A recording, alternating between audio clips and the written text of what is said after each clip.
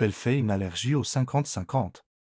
Du coup, pour toi, Samantha, ce serait en fait l'homme qui paye 100% des charges, c'est Oui, ça? le pire, on peut mettre l'absence d'argent ou quelqu'un qui perd son boulot. Mais justement, en parlant de ça, financièrement parlant, dans le couple, qui est censé, par exemple, payer le loyer? Est-ce qu'il faut faire 50-50? Parce que ça, en tant qu'Africaine, c'est vraiment un concept qui m'horripile, en fait, qu'un homme dise qu'il faut faire 50-50. Tout simplement parce que la femme travaille. euh, Tandis qu'à la maison, vous ne faites pas 50-50 dans les tâches ménagères. Et quand la femme aura des enfants, vous n'allez pas faire 50-50 avec la grossesse. Enfin, je ne comprends pas ce principe de 50-50 et comment on est censé gérer les finances. Je trouve ça complètement ridicule parce que, bon, je parle dans le cadre des chrétiens, l'homme est le chef, non? Oui. D'où c'est l'aide qui va faire plus que le chef, en fait. Mais je trouve ça complètement aberrant, complètement fou. Surtout aussi, tu n'as pas parlé, Lucky, de l'aspect où à la maison, c'est la femme qui a tout. Parce que du coup, la femme dehors, ok, elle va travailler, peut-être qu'elle gagne plus, elle fait 50-50, mais à la maison. Est-ce qu'il y a, il y a vraiment des hommes ici qui peuvent nous dire qu'ils font 50-50 avec leurs femmes? Ils font la vaisselle, ils lavent le sol, ils lavent les... Est-ce que les hommes font vraiment ça? Et pendant la grossesse, c'est vrai, il y a des femmes qui n'ont pas encore d'enfants, mais quand la femme aura des enfants, en fait, le ratio n'est pas équitable. Je trouve que le ratio n'est pas équitable. En fait, ça va être comme ça. Après, oui, à la maison, je fais plus les tâches de ménagères. Mais bien évidemment que je lui dis, est-ce que tu peux faire ça? Mais en Donc, tant après, que il peut chrétien, t'aider quand même. en tant que chrétien, qu'est-ce qui est logique? Qu'est-ce qui est la pensée de Dieu? Est-ce qu'on doit faire 50-50?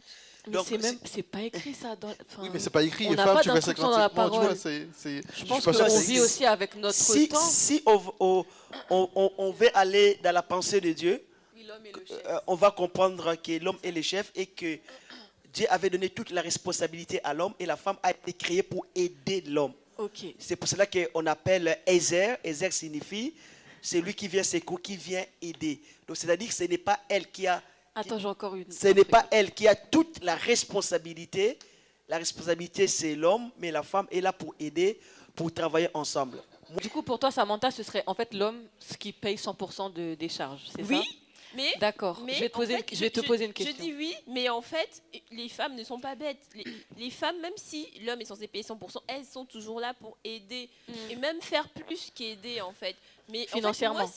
moi, c'est le fait de dire 50-50 qui me gêne énormément. Mais sinon, en vrai, une femme, même si son mari ne lui demande rien, elle donne toujours. En général, elle donne toujours. Et même bien plus.